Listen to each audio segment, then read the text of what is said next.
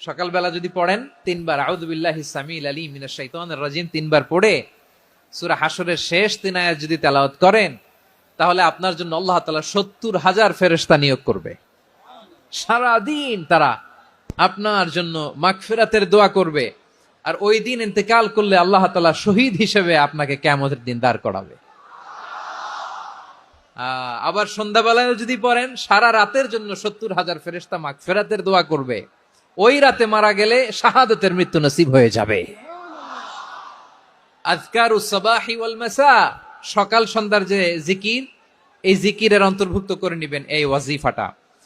যে হাদিসটা বর্ণনা করলাম সুনানে তিরমিজির হাদিস, যদিও হাদিসটা সনদের দিক থেকে দাঈফ, কিন্তু মুহাদ্দিসিন ইকরাম বলেছেন যেহেতু এটা ফাজাইলুল আমালের হাদিস, এটা পড়ার ক্ষেত্রে কোনো নিষেধাজ্ঞা নাই, এটা পড়া যাবে।